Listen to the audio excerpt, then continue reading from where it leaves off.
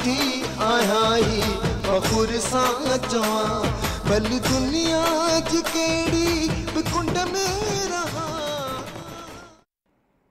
मटियारी जे शहरनि time news ऐं पंहिंजी अख़बार तरफ़ां ऐलानियल 5 डिसंबर ते एकिता ॾिहाड़ो ईद जियां मल्हाइण जो अज़म कयो आहे।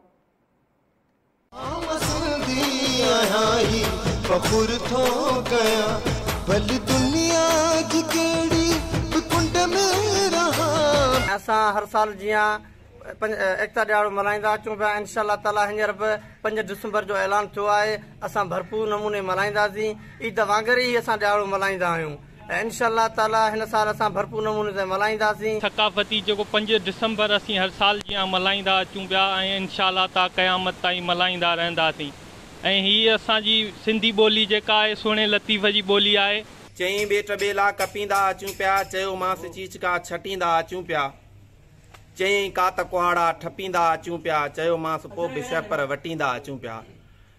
ही क़ौमी ईद क़ौमी ॾिहाड़ो 5 डिसंबर अली काज़ी साहब ऐं टाइम न्यूज़ वारनि जे तरफ़ां मल्हायो पियो वञे। क़ौमी ईद आहे ऐं ही धरती खे सरचण जो पैगाम बि आहे त असां पाण में भाईचारे मोहब्बत इश्क ऐं राब्तनि जा ही जेके रेशमी रस्ता आहिनि तिन ते क़ाइमु ऐं दाइमु रखी मोहब्बतुनि जा फ़लसफ़ा कंहिं हद ताईं वधायूं।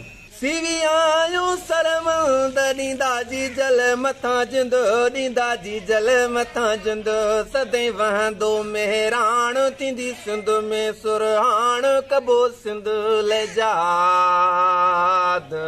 सिंधड़ी पुट शेर सॼी दुनिया खां दलेर आणी दानो इनकलाब कंदा सिंध खे आज़ाद। हींअर ऐलान 5 डिसंबर जो थियो आयो। असीं भरपूर नमूने सां मल्हाईंदासीं।